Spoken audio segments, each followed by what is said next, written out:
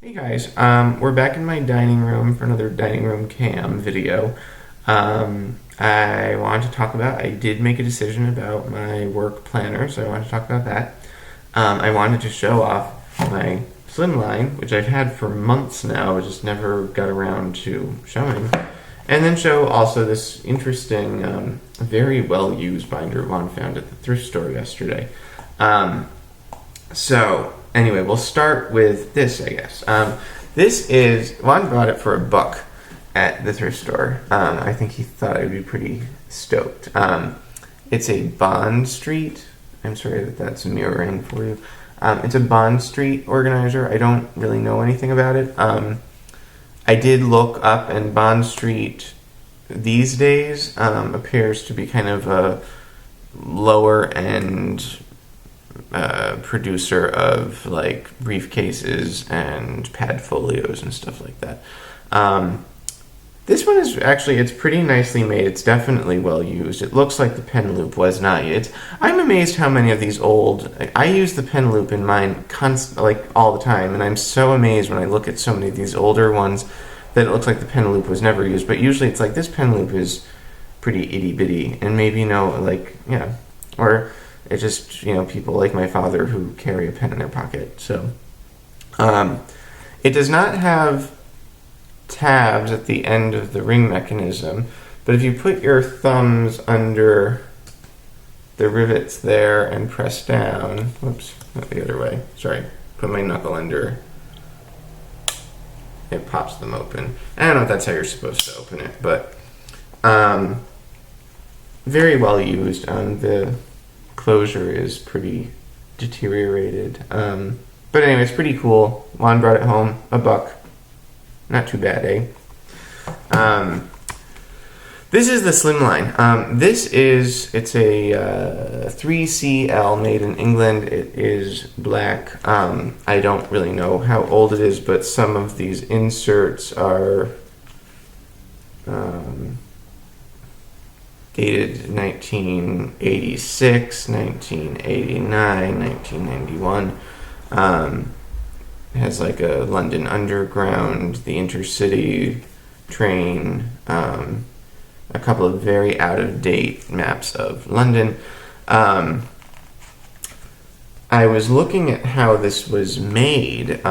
It's two thickness. The covers are two thicknesses of leather. They're quite flexible, but not really floppy. And there's just one thickness across the spine where the ring mechanism is, which I think allows it to close really snug. That's one thing I noticed. I was looking at the videos and reviews of the new original binder. I noticed that the thickness of the leather is such that it looks like when it's closed, it's like, my Cavendish did this too, that it's like the cover doesn't close very square. It's got a big curve, so it's kind of like the domino. It's like, so when it's closed, it's kind of shaped like this. And the way that these old ones are made, like this one, it closes, it's very angular, which helps it, I think aesthetically is nice, but it's also nice functionally. But anyway, whatever. What was interesting to me, it has two secretarial pockets, but this is made of one piece of leather. What you'll see they did, this perfectly, or at least I think it's one piece. It might be more than one piece, but the way it's very, yeah, it is more than one piece, because it's got well, no, it's not bound. It might just be one piece. Anyway, the topmost one, the smallest one, this is just the underside of the leather. Then this one, if you can see in this crappy light, see how that's made? It's like the leather from the edge of this one, so you've got that piece, and then they filled in with fabric for the inner part. Then the inside lining of this is fabric that butts up against the back of the outside cover. I don't know if that makes any sense, but I thought it was kind of a neat construction detail. It really, these things are so purposeful. Like, there's only stitching where the stitching needs to be. They only used fabric where it was logical. It's such a completely different sort of design aesthetic from how they make them now. The leather it is the same leather as this one. It's worn in much more. You can see it's kind of smoothed. It's not as pebbled, but that's really just from wear. It's broken in, so it's kind of very flexible. It's beautiful. Anyway, I bought this used. It came from someone mailed it to me from the UK. I bought it on eBay. It was only, I think it was about $25 or something. Definitely worth every penny. And what this allows me to do, if I'm going out in a suit and I'm not carrying a bag with me, I can take relevant pages from this one, pop them in this, and this fits in my breast pocket of my jacket. It does not have a pen loop, but I found in my other slimline that if I put a pen in the pen loop, it didn't fit in my pocket anymore. So I think you just, you put a pen in your pocket and put this in your pocket, and you're good to go. Very, very, very nice. And you'll see there's a stitching along the spine. That's just stitching together those inner and outer layers of leather that make up the cover. So very, very nice. I'm just endlessly impressed with this. I think it's really sad that Margaret Thatcher decimated manufacturing in England, because clearly they could make stuff nicely there, and it's really sad that nothing is made there anymore. But anyway, that's what you get when you're anti-union. So my Winchester, I've got nothing has changed. There's nothing new to say. It is getting pretty full. As I said, with my system now, I add a new page, which as each week comes along, I add a new page into the diaries, and this is fairly thick.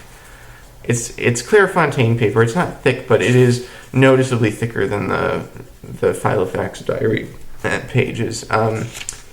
And so as I go through the year, it's getting kind of thicker and thicker. I also recently, replenished. I've been going through a lot of note paper lately, so I replenished with quite a few pages. So it's pretty full.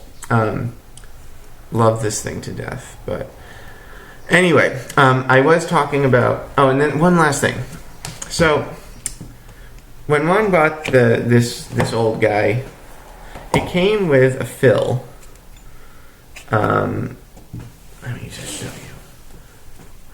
This is at a glance. And if you look at it, I don't know if this is immediately apparent on video, but the fonts and the way that the tabs are made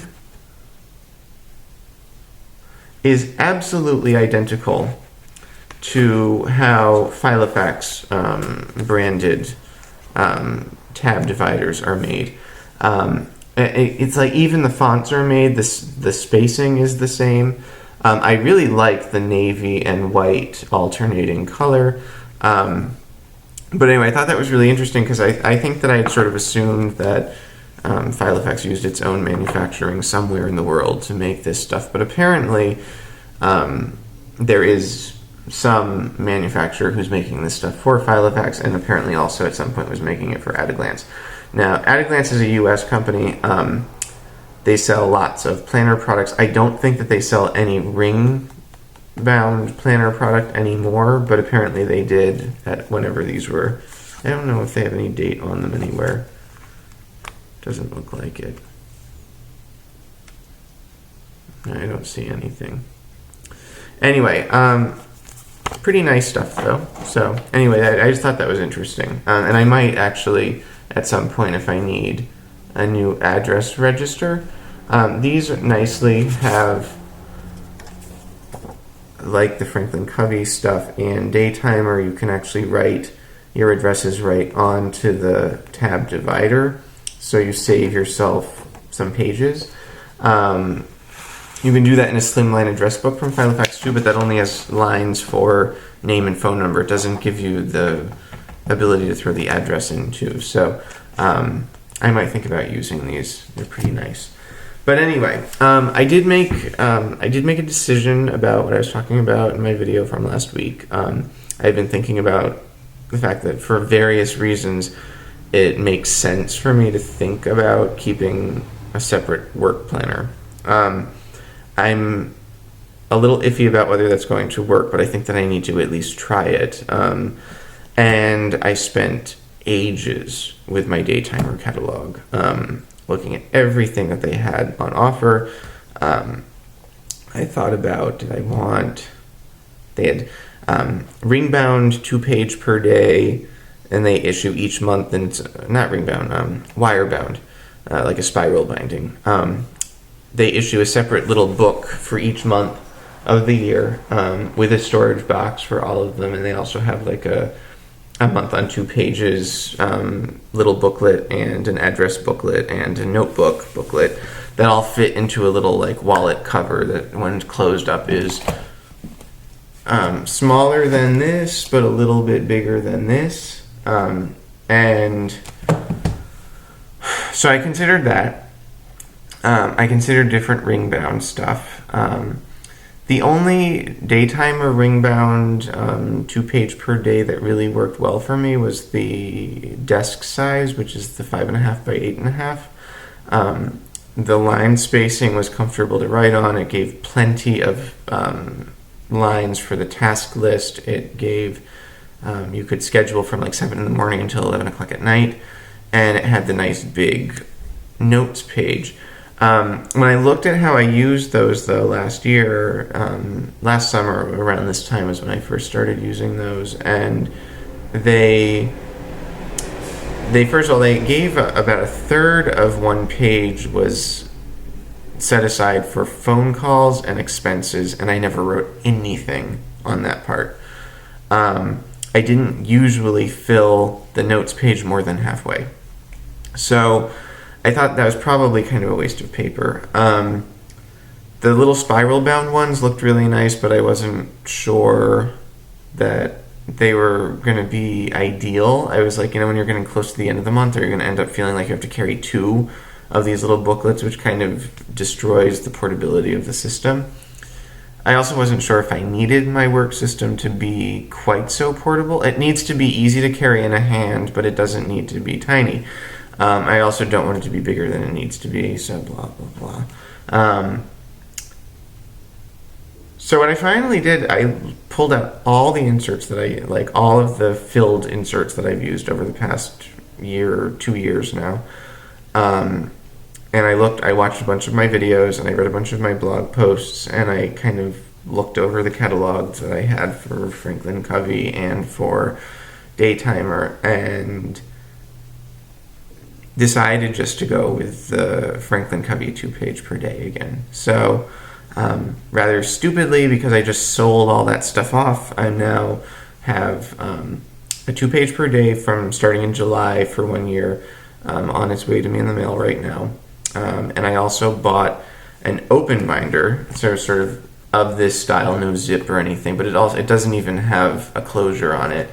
It's 1 1/4 inch rings. It is green Verona leather. And if you remember I can't show it to you because I sold it, but my Zip Franklin Quest was also made of Verona leather in a burgundy. So it's basically the same design, but without the zip and with 1 size smaller rings.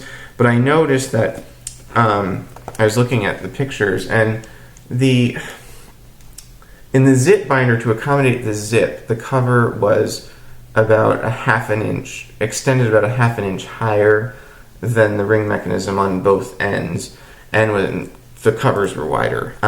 This one, I was looking at it the way it's made. It's similar to this one in that like the ring mechanism goes right to the edge, so I realized it's going to be a much smaller footprint. And this is not. I don't anticipate that this is a planner that I'm going to be toting out and about with me very much, because it's going to be my work planner, and I think it will primarily sit on my desk. It'll get carried into meetings with me. It might not get carried everywhere with me. It'll get carried around at work, but it won't get carried out of the building that often, I don't think. So when I am out and about, I have this one. I will probably just set behind the W tab some pages for work notes that I can just transfer into my work planner when I'm back at it. So this does go with me everywhere. So so the work planner, so I think that this will really work. I think that really when I was looking at the Franklin Covey, the 2-page per day in compact size really hits kind of a sweet spot in terms of giving you enough space, being a fairly comfortable size to write on and not being huge. And I was really pleased to find a green one. Green is actually my favorite color. Not red as it may seem from this and my paint job in here.